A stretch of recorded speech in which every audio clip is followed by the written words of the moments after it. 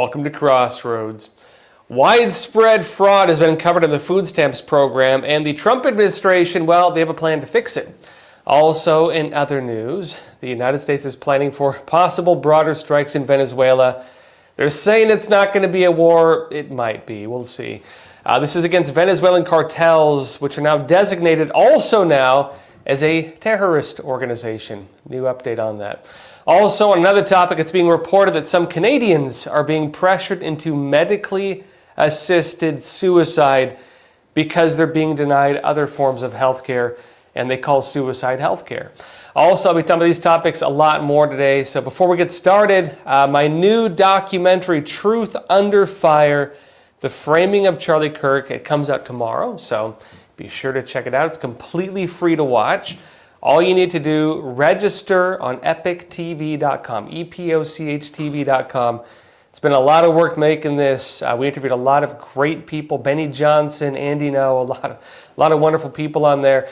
The link to watch it is in the description below, but first, let me show you a trailer of the new documentary. How was Charlie Kirk framed by the narrative system? An anti-Semite, as a purveyor of misinformation, as being someone on what they call the hard right. He's been slandered and lied about by people on the left. They want to create an atmosphere of fear where I'll stop doing what I'm doing because I'm worried that I'm going to get murdered. Charlie Kirk was shot down on a college campus, not with a weapon in his hand, but with a microphone. What kind of threats did Charlie face, and did he ever confide in you about these? He would say, you know, this is a dark time spiritually, pray for me.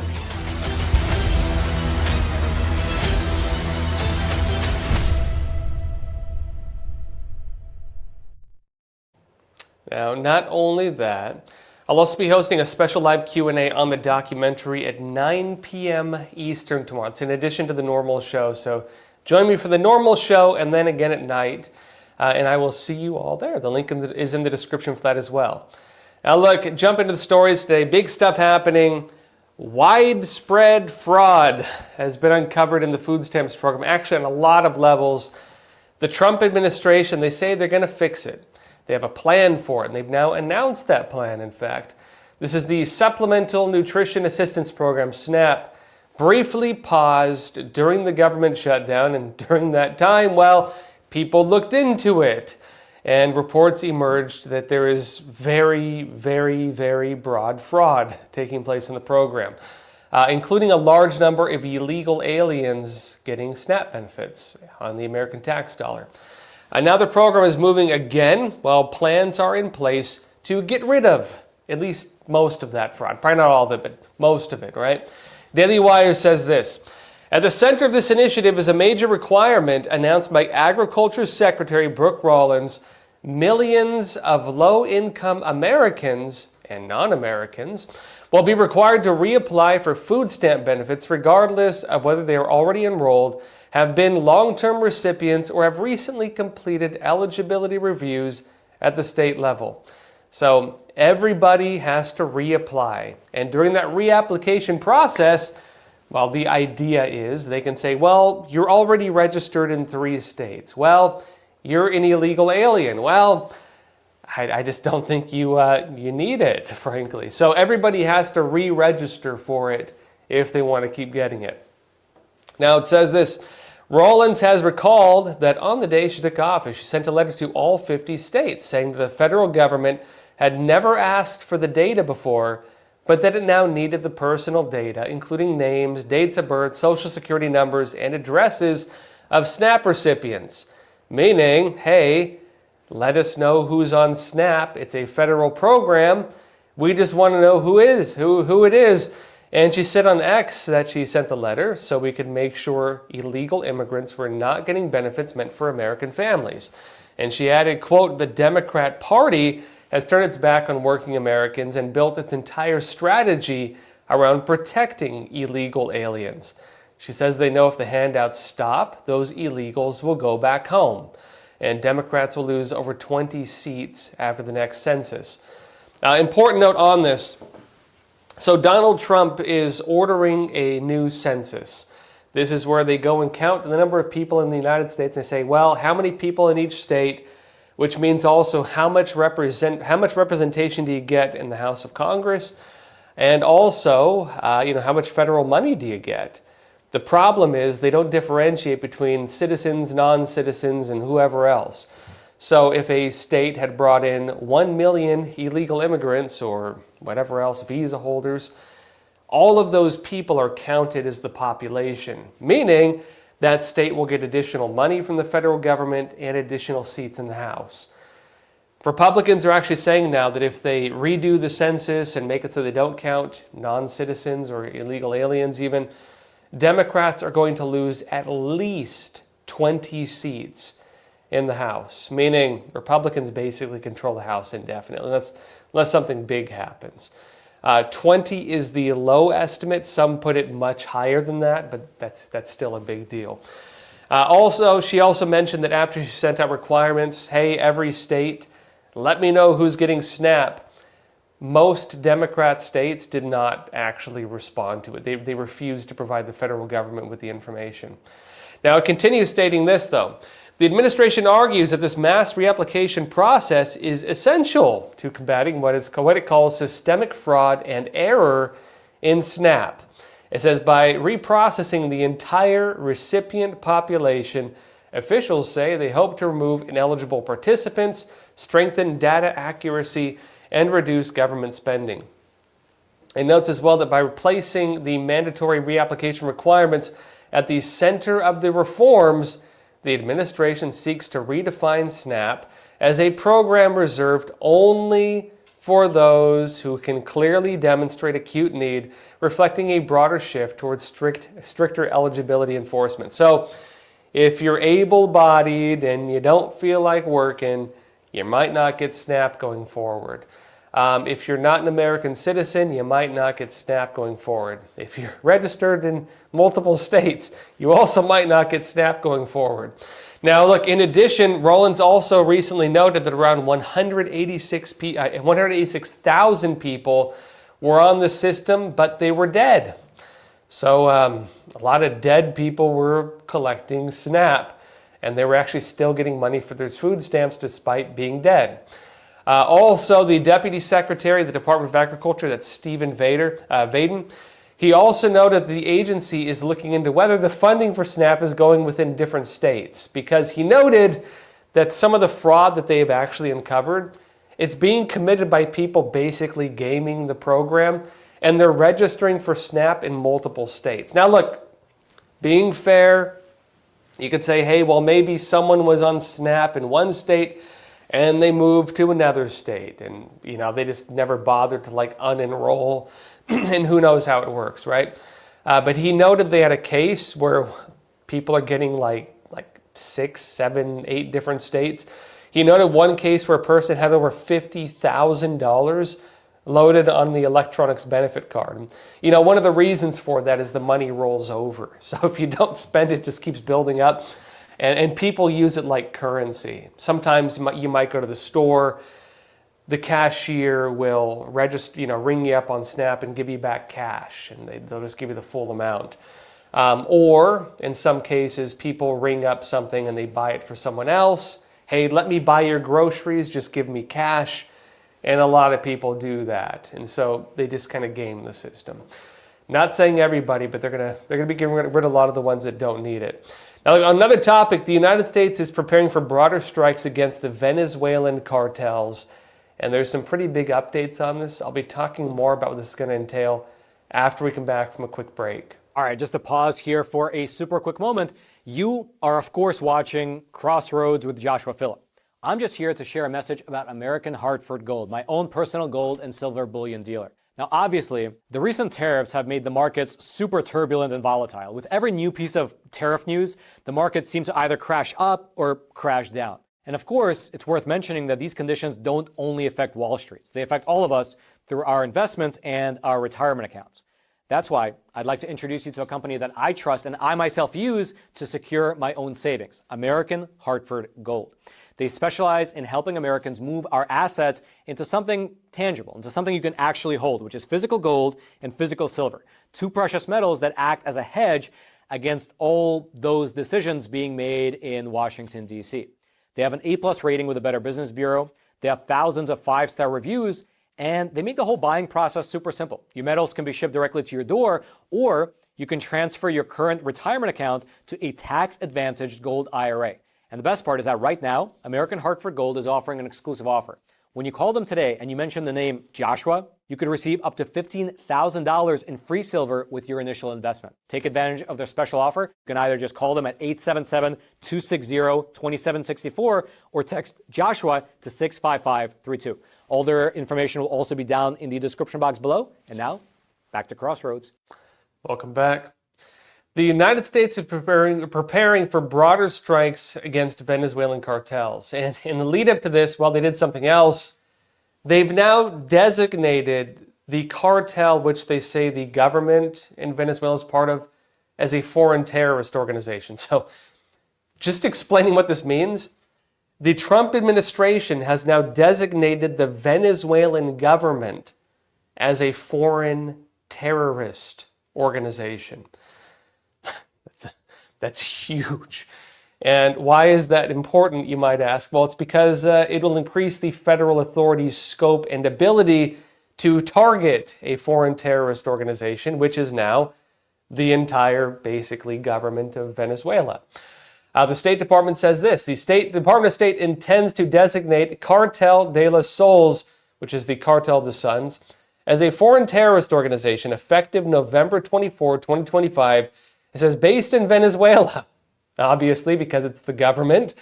He says the cartel of De Los Soles is headed by Nicolas Maduro, the president of the country, is the leader of a foreign terrorist organization now, and other high-ranking individuals of the illegitimate Maduro regime who have corrupted Venezuela's military, intelligence, legislature, and judiciary. So Maduro, they're saying, is a cartel leader, which actually even the Biden administration upheld. Even under Biden, they recognized Maduro as the leader of the Cartel of the Suns.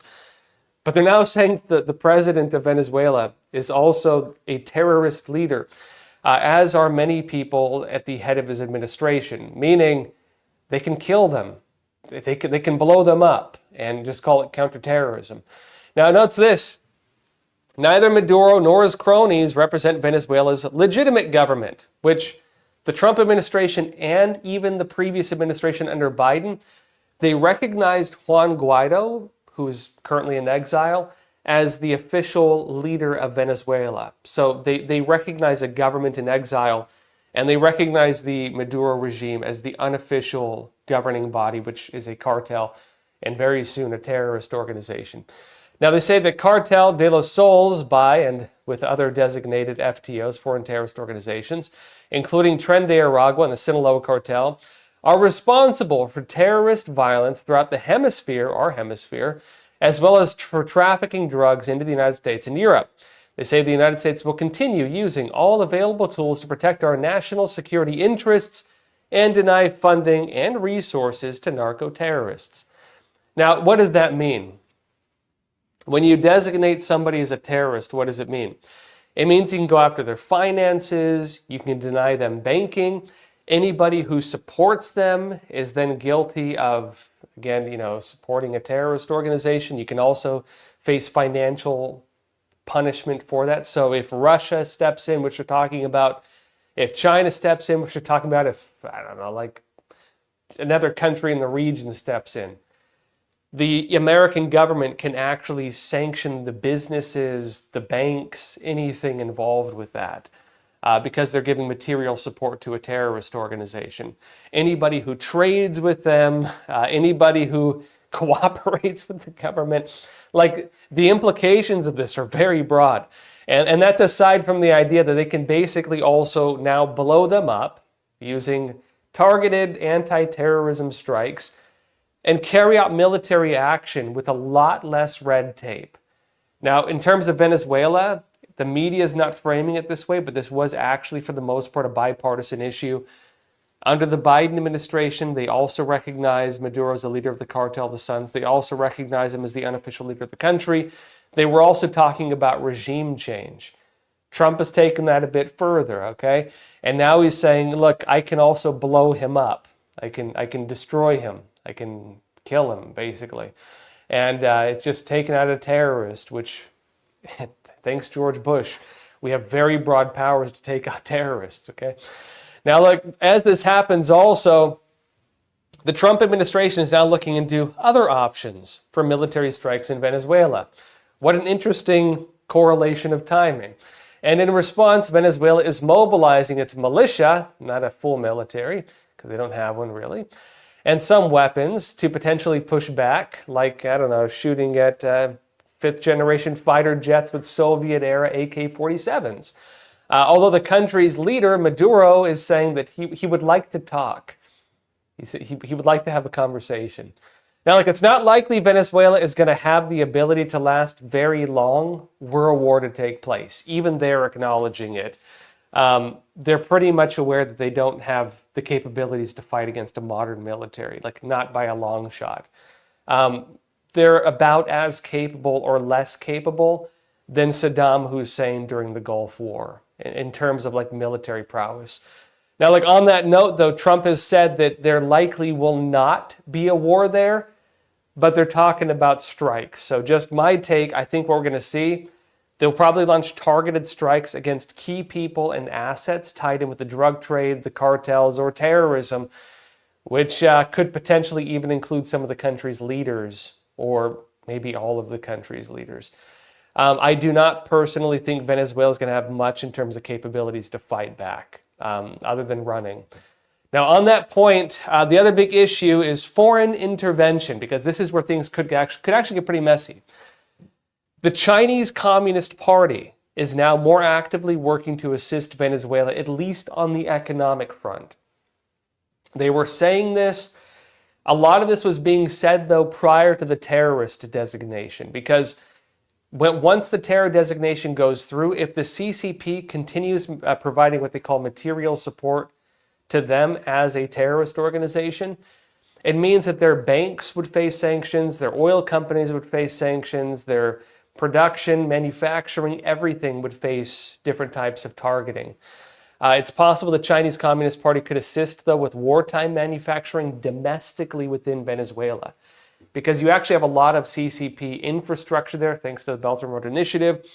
They built a lot of the factories, a lot of the infrastructure, and the CCP in public statements had said, well, you know, Chinese companies operating in Venezuela would be able to do wartime manufacturing, basically. And so will that get them sanctioned? Will that get them targeted? Maybe, but we'll have to see.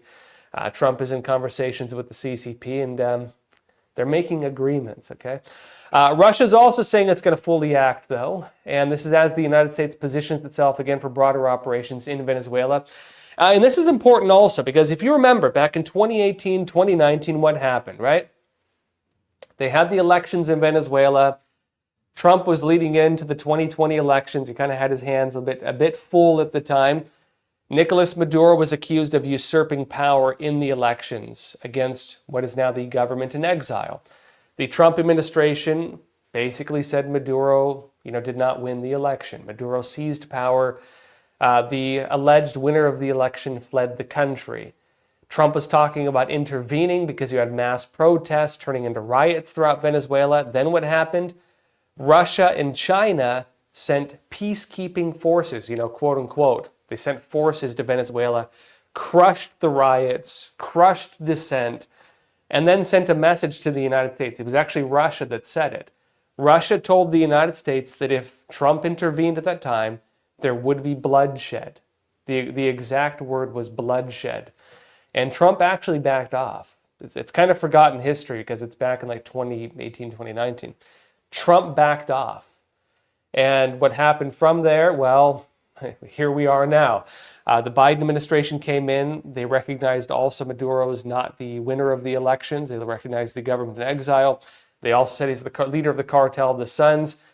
And since then, Russia got involved in their own war. CCP is involved in trade wars. They're not doing so hot with it. Russia got involved in its own war, and they're having a lot of problems with that, and obviously. My personal take, I don't think Russia's going to have a lot of capability to do wartime supplies to Venezuela. Both of them basically their entire economies, both of them, is energy. Russia is technically a competitor within these sanctioned oil markets on that front. You know, what both of them do, because they're both sanctioned by the United States, they have to trade oil on the black market. The CCP facilitates a lot of that, but the buyers are basically the same. Russia's not going to supply Venezuela on that front because they can barely have enough money to get by, especially with the oil and energy in general. On wartime supplies, Russia's buying stuff from North Korea right now. They don't have domestic production capabilities for their own war, let alone a second war.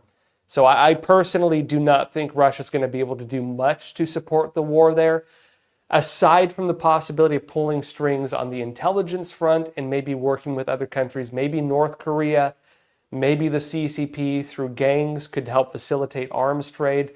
Remember that for a lot of governments, surface level economies and criminal economies work hand in hand.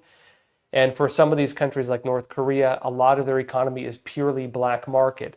Arms trade, illegal arms trade, drugs, money laundering, counterfeit money, and so on. And so it's possible they'll work with gangs, cartels to facilitate arms trade and supply them, but it probably will not come from Russia. My personal take.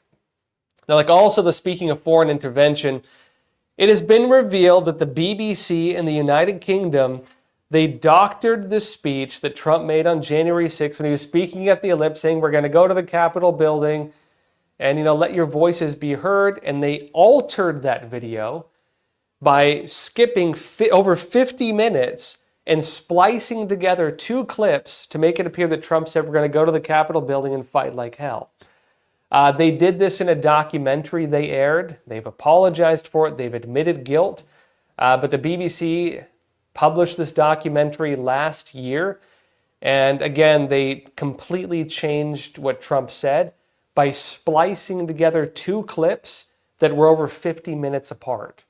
And that was on Trump's speech on January 6, 2021. And now guess what's happening? Well, Trump told reporters that he's going to sue the pants off BBC for defamation. Watch this. So the BBC has apologised and retracted the report when they say they won't pay any compensation. But we'll sue them. We'll sue them for anywhere between $1 billion and $5 billion, probably sometime next week. So you're ready to take? Well, I think I have to do it. I mean, they've even admitted that they cheated. Not that they couldn't have not done that. They cheated. They changed the words coming out of my mouth. That's worse than what CBS did with Kamala. They changed her answer, but at least it didn't show it, coming out of her mouth. Now, here's some more background on what's happening with this whole thing, and this is Breitbart saying it.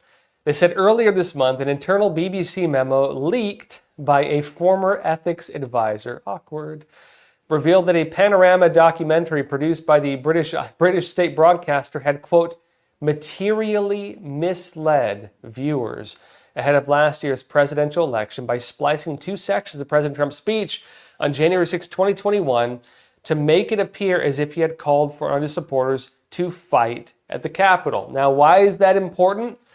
Not only did they, again, edit a video in a way that completely changed the context of something to insinuate a call for violence, which Trump did not do. He never did that. That was fake news. They also did it right ahead of the 2024 elections, meaning this might have been foreign disinformation, the United Kingdom in this case, that actually could have interfered in the American elections. And that's going to be big because, well, why? What happens when you sue somebody for defamation? You go through what's called discovery. What happens in discovery? You get all their emails, you get their phone calls, their phone logs, you get their text messages, you get all their communications.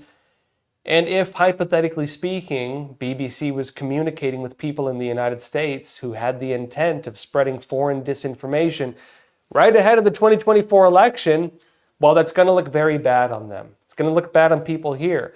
And you might call that something else. You might call that, sedition or something like that. We'll have to see. Because that would be people effectively trying to disseminate false claims with the intent of rigging an American election by spreading false information. Because even though you could say it's in the UK, they're disseminated in the United States, even though it's in the UK. Other media in the United States would pick up on it. Clips of it would circulate on Twitter at the time, or X at the time.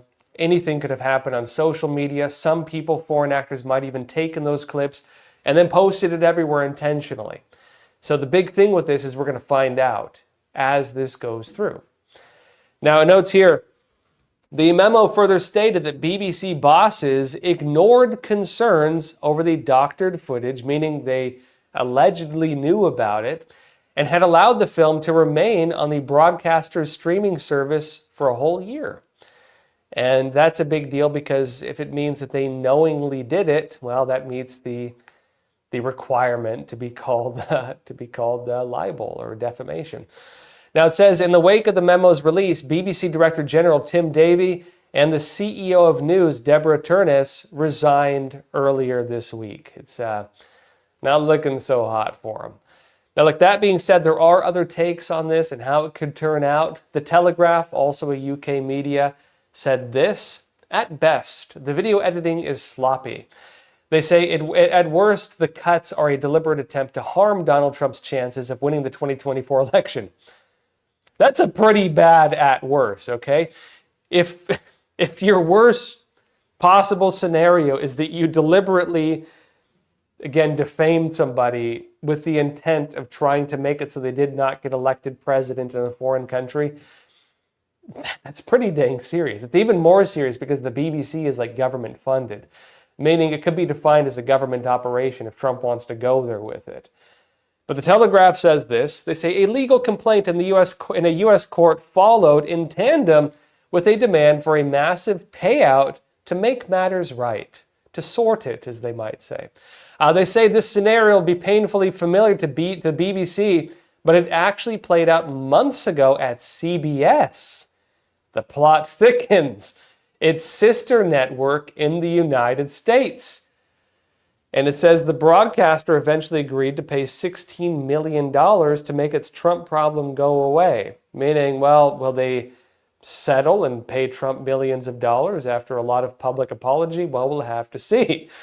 Now, look, on that point, there is a possibility they could settle before all this goes to discovery. And in my personal opinion, it would be very much in their interest to not let this go to discovery. Even in terms of like international diplomacy, this could be a massive scandal, depending on how people want to frame it. But there are a few other issues. One is that British libel laws are actually a lot stricter here in the United States. The United States, because of that, makes it so that people in foreign countries cannot necessarily sue Americans for libel. And that kind of protects us against being sued in the UK if we defame somebody. Because even what would be considered legal criticism by American law could be deemed illegal in the United Kingdom. So, of course, American sovereignty, not letting foreign laws apply here, we have certain things that protect us against it. The United Kingdom could potentially pull that out and say, well, look, you don't let us enforce our laws there. You can't enforce your laws here. But I would add to that maybe that's also part of the game because guess what? The UK is trying to do that right now, right? The United Kingdom has even been saying publicly they have the legal right to do it and the legal necessity to do it, especially because of the international nature of media these days, the international nature of the internet, the international nature of social media companies, and the UK, as many other governments are doing, is trying to censor, sue, fine, and the whole nine yards American companies and American individuals.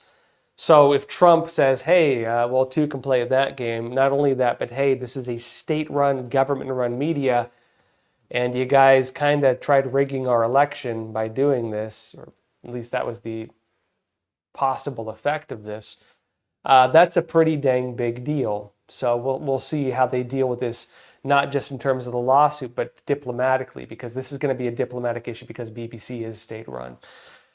Now, look, also, speaking of foreign countries, Canada. Assisted suicide is now one of the country's leading causes of death, and this is as the country continues to expand the program. And now, what are we seeing? Well, it's being reported Canadians are being forced into suicide, some of them, when they they're being denied normal medical care. So they're saying, well, it looks like free socialist health care does not cover the surgery you need, but good news, we have other treatments such as MAID, medically assisted suicide. How would you like this state-of-the-art medical treatment where the government kills you? And that's what they're being offered. Canadians are like, wow, I thought we had socialist medicine. And they're saying, well, that is socialist medicine. This is the most traditional form of socialist medicine, in fact. Slay News says this: Canada's spiraling euthanasia system, again, suicide by government, is once again under fire as heartbreaking new accounts reveal that a surging number of patients are being forced into quote-unquote choosing. And notice those terms are not compatible. You cannot be forced to do something while also choosing to do something. You're one or the other. You either have a choice or you don't. And they're saying that they're being forced under an illusion of being able to choose the government's assisted suicide death program after being denied actual medical care under the nation's collapsing socialized healthcare model, which people want to bring here, by the way. Now it says this: an alarming number of Canadians are reporting that they have no other choice but to agree to be euthanized by the government, despite the supposed availability of treatments for their conditions. So they'll be like, hey, yeah, there's cures for this, but I'm sorry, your socialist healthcare does not cover those treatments. Do one good for the country. And we can't afford it. And as Slay News previously reported, it says the government's medical assistance in dying, MAID, meaning they murder you, program is now saving tens of millions of dollars a year. So they've managed to save a lot of money by killing people. It says in 2024, the government saved over $136 million by euthanizing patients instead of treating them. So they've discovered a very effective cost-cutting measure for medical treatments, which is you just kill the patient and don't treat them. But they call killing them treating them. Interesting, Canada. Now, notes further in that one of the individuals they cover who actually had to go through this, the guy's name is Grattan. It says Grattan's story is only the latest in a staggering problem. Canadians who want medical treatment, home care, or palliative support, you go to the doctor because you kind of want to live, are being told that the only available option is suicide, assisted suicide. So what a wild world to be in. Also, Canada has been expanding the programs quite a bit. And this is how it goes. This is how it works, because people are talking about the United States. Well, what if you have a terminal illness? You're going to die anyway and you're suffering. Why would you make people suffer? Let them die with dignity is the phrase they use in several countries now. Let them die with dignity. Then what happens? They say, well, we believe we need to expand this program to encompass other things. Maybe you're sad sometimes. Maybe you're happy sometimes. Well, if you're happy sometimes and sad sometimes, you might be bipolar. And if you're happy and sad sometimes, well, good news, you might have a medical condition, and that medical condition could let the government medically assist you in killing yourself, which is what they're doing. So they've actually expanded MAID to encompass like depression. And, the thing is, a lot of things can trigger depression, like, gee, I cannot afford a house because there's no houses available, because you guys flooded the country with a lot of people who bought all the houses and people who used to live here can't afford them anymore. Gee, the state-run medical system can't treat me. Guess I'll die. And that's what they're doing. And they're telling them that's the only option. And they're saying it's medical treatment. So, of course, as we look into these programs in the United States, and they're actually weighing these things, and they're even talking in Canada about like expanding the program to different age groups. And how many of you as a teenager maybe suffered from depression sometimes? Well, what does that mean if they open the program to them too?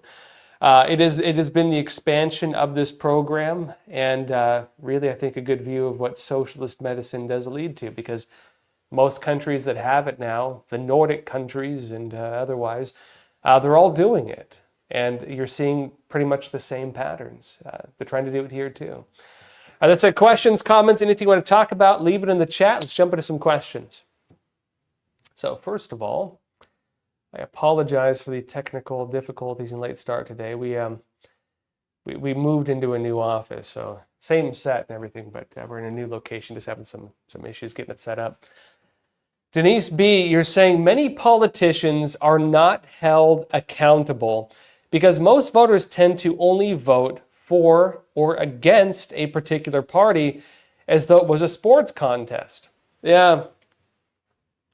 And I think that is a problem. So maybe I do. I don't think I talk a lot about my own like political affiliations. I'm registered as non-politically affiliated. I'm not, did you know, I didn't know this. If you register as an independent, it actually registers you with the independent party, which is also a political party. I didn't know, at least not until I looked into it. So I'm registered as non-politically affiliated. The downside of that is I can't vote, for like candidates. I can only vote in like the official elections. But for me, that's important because it represents where I stand politically. If I think somebody's going to do well as president, I'm going to vote for them. I don't care which party they're with. If I think a local politician is going to do better than the other guy or is not corrupt or something, I don't care what party they're with. I'll probably vote for them. In fact, I would add that, you look at the Trump movement right now, which is a lot different from the Republican Party of old. And look at his policies. A lot of his policies would have been considered Democrat policies in the 90s. So is that a political party thing? I don't know. Trump was also a Democrat, I think, in the 90s, wasn't he? Tough on crime, 3 strikes, 25 to life, really tough on illegal immigration, pro-American business. Like that was the Democrats in the 90s. And so, political parties are not absolute, right? And it's true, as Denise B. notes, that the problem you have with that, when people just vote for a party and not based on issues or based on like the content of the policies, it does remove some forms of accountability, because what it means then is if you get the endorsement, you basically get the entire vote of the voting base. And that's good. That's good for you. The other side of those in the United States, a lot of times swing voters are what gets you the victories.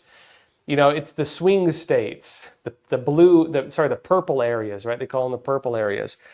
If something's a swing state, it means people might vote Republican or they might vote Democrat. And those are the most powerful voters in the country. The undecideds, the people who vote but aren't going to vote for a party, they're going to vote for an individual. That is the most powerful voting base in the United States because, they're not necessarily predictable, and they do actually require a bit of accountability, on that front. Seymour Butts. You're saying, do you know that soda is the number one item purchased on the SNAP program, and I don't think it should even qualify for the program? Yeah, I've heard different takes on this. I'm on the side of Seymour on this. I don't think, in my opinion, if you're on food assistance, government-assisted food programs, and they call it like supplemental, right? A supplemental nutrition program. If the guise of this is, hey, we need to make sure Americans don't starve to death. We need to make sure that people can feed their families. We need to make sure that people are okay. You should make it so that they're getting nutritional food. I'm not a fan of like highly processed foods in general. Whether you're on SNAP or not, I don't think it's good. And I think the problem we have is that a lot of people on SNAP, they tend to buy. I don't know if they do this intentionally. People say, oh, they're more obese. You have massive obesity levels of people on SNAP. Is that because they're eating too dang much, or is it because they're buying bad food? It might be a combination of both. But I would say this: SNAP usually does not give you a lot of money. I've known people on it. It give you it's like $200 a month or something. I think it's a lot more if you have kids, but it's not a lot of money. If you're spending that money on, food to cook with, and you're buying vegetables and maybe some meat here and there, and you're not buying soda. Maybe you're drinking from the faucet or you're buying bottled water. I don't know. In some areas, actually, the drinking water is not so hot, so they do tend to buy, water or drinks. Honestly, how many of you out there would prefer bottled water over tap? And so you do have a lot of people just buy garbage food because it's what they know, it's what they've grown up with, and you have an obesity problem with them, even though they're on food assistance. Now, the other argument for it, there's a couple, is, well, look, are you going to let some poor kid never drink a soda? He's probably going to go steal it. Or, are you going to make his life as difficult because his dad left and his mom can't work? You know what I mean? And he can't have a soda anymore. I don't know. Then there's the other point too, which is SNAP should not be a permanent solution. It should not be totally comfortable. And it should be something in place as like a safety net, but one you should try to get out of. You shouldn't just lay there and be like, all right, government, carry me, taxpayer, carry, you know what I mean? It shouldn't be like that. You should make an effort to get out of it. And so, that's the other argument too, is that it should not be that comfortable, right? It's a safety net, not like an alternative way of life. But unfortunately, the way it is in America, and other countries too, it's become an alternative way of life. All right, and and some people in SNAP would also argue, the problem trying to find a job is you find a job and they kick you off all the programs. So you might make minimum wage, and you might be able to work 20 hours a week or something like that, and then you lose your health care, you lose your food, your kids lose their food benefits. Or they restrict it. And so even though you're working, you're actually making less money and you're less able to take care of your family than if you were not working. And I would say that the problem with that is that the system that incentivizes is just not working, and it kind of traps people. Who's to blame on that front? Do you blame the recipient, or do you blame the way the system's set up, that it's set up like that? It traps people. It's hard to get out of it because of that. Who's to blame for that? In my opinion, they should reform it, and I think that's the answer to it. I think the idea that they'd have a minimum work requirement. I know it doesn't work for everybody, but I think for a lot of people it's a good idea. I think kicking off illegal aliens and people defrauding the system, great, because what does that mean? It means there's a greater pool of resources for the Americans who need it. And I think if you're going to come to this country, you're indebted to this country, not the other way around. I think that if you come here seeking a better life and Americans let you in, you owe Americans a debt. You owe them something, and you need to pay it off. You're not here to live off Americans. And I think that doing otherwise is a massive slap in the face disrespect to this country, its people, the people who work here. And I think it's really just deeply morally wrong to do that. So, that's kind of how I see it. Another question, Ashley from California, you're saying, unless people get arrested and there's real consequences for fraud, the system will never get fixed. Also, why are there no limits for able-bodied working age people? Would subsidized daycare be more beneficial for single moms? I mean, those are all great points. Okay, sometimes we understand things within the framework of an existing system. And we don't sometimes, and I had a really interesting conversation with a good friend of mine. Some of you may remember Trevor Loudon. He did a show with us for a while. He's doing tours. He and I spoke at an event together, and we had like a 2-hour car ride because we carpooled he had to go to the airport, I had to go home.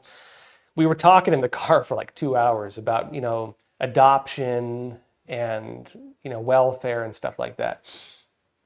Let me give you another example of this. It's a bit off top. It's on a different issue with this kind of stuff, but it relates to the same problem. I don't think he would mind me saying this because I know he's talking about it publicly. So, he's from New Zealand, right? Him and his wife adopted their children, right? He said if you go through the adoption system in New Zealand, it's very difficult to adopt a kid. There's a lot of paperwork. They have to weigh it. Part of the requirement there, and I don't know if other countries like this too, you kind of put a CV in. This is the kind of home we can offer. This is our jobs. Like almost like you're applying for a job. And aside from the government part of the system, the mother oftentimes, or the parents, will look at the CV of all the potential people who want to adopt their children and choose. Okay, I think this person, they have a dog and a picket fence, and they have a stable income and they're religious. My child will be happy here. My child will be raised well here, and they can choose it, right? Because of the way the system's set up, though, what he and his wife did was something else. They actually went to the midwife. This is very smart. They went to the midwives and they gave their CV to midwives all throughout a whole area. And they asked the midwives, if you are, people who deliver babies, if you find a woman who wants to have an abortion, who's considering an abortion, tell her that there's a loving family here who wants to adopt their kid. And immediately, after a long time of trying, immediately, they got so many requests to please adopt my kid that they couldn't even handle them all. They ended up choosing a mom who had a special request, which was they had a new baby and a brother of the new baby who was a little older, and they made a request that if you adopt one, please adopt both, so that the brother and sister could be together. And they chose that one. The point I'm making with this, he made a point that if there were a broader system of people looking to adopt, right? Families saying, I want to adopt a kid. I can't have children. I want a child. And the number of abortions, and instead of maybe aborting a child, you give it up for adoption, the numbers actually line up. So if for example they had an adoption process, you wouldn't have the issue of little Jimmy growing up without a home. He'd have a home, you know what I mean? And so he was making the point that traditionally, back when people were more traditional, back when your church was your community, this was more common. Hey, my wife and I are going to have a child. I know you cannot have a child. We don't have the means to take care of it. Would you want to adopt my child? There were even a lot of historical cases where a family would even have a child. I actually met a Christian guy who did this for another family. They actually had a child with the intent of giving the child to a friend who could not have children, him and his wife. And, happy home. And that's part of your community. Now, I know some people might not be for that, but my point in saying this is this. If we interpret solutions only within the framework of how things currently are, it's easy to not realize that there are better ways of doing things. When we're talking about food stamps and SNAP and welfare, we can try to fix the system within the system, but we should look at how it used to be. What was it like before welfare? Well, if you were hungry or starving, you went to your friends, you went to your family, you went to your church, you went to your temple, if whatever religion you are. And oftentimes, you said, look, I can't take care of my family, I need help. People within that community would oftentimes offer you work.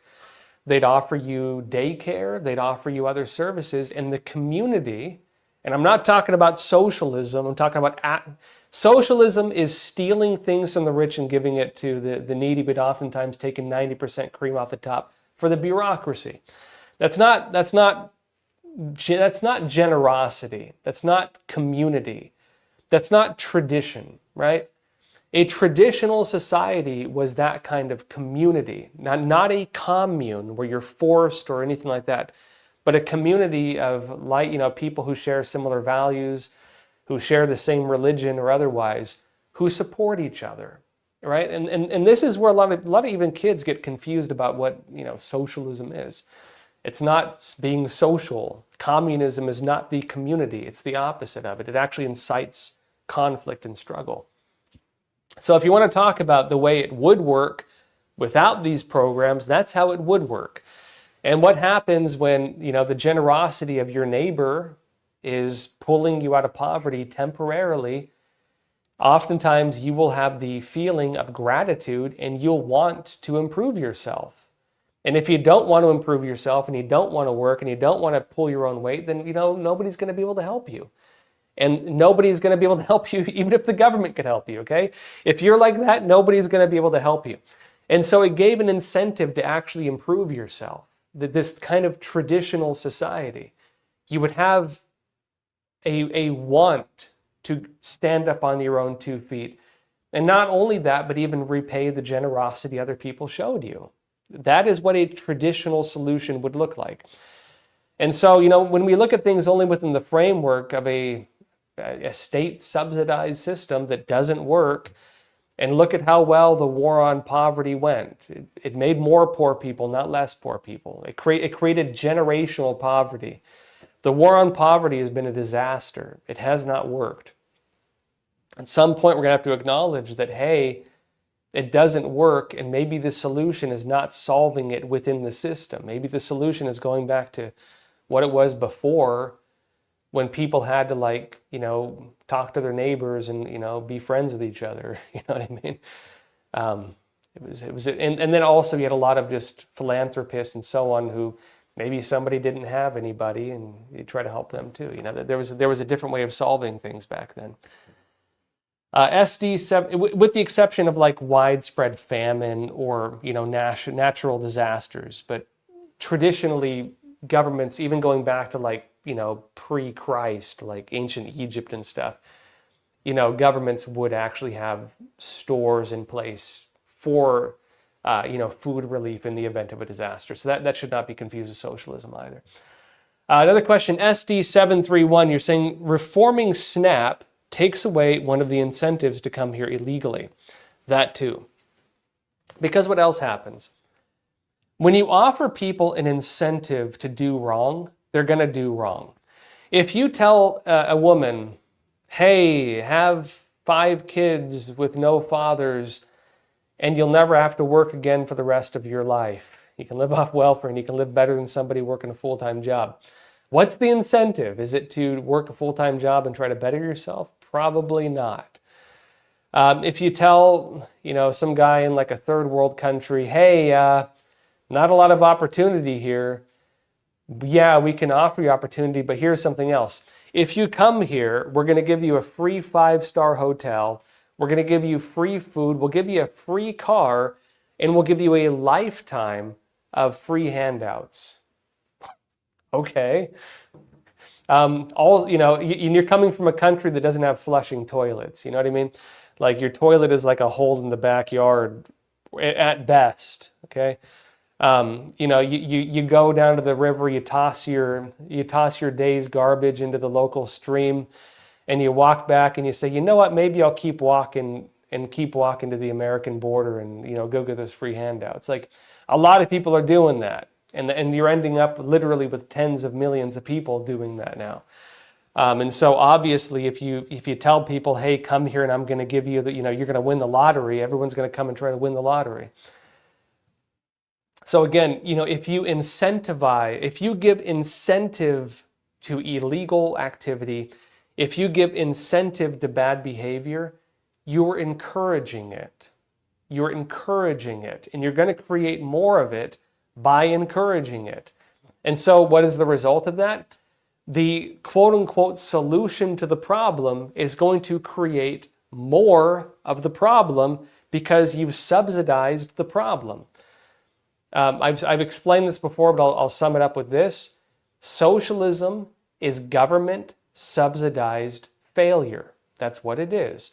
You take things that should not work, and in a normal capitalist system, a normal free society, if something doesn't work, you stop doing it and you do something else. But what socialism does is it uses the money of the wealthy to fund, they steal it, then they subsidize things that don't work, and it prevents failure. You have failed lifestyles, you have failed cultures, you have failed decisions, you have failed businesses, you have failed governments in some countries. And the subsidization of these prevents reform that would fix the problem and prevent it from failing.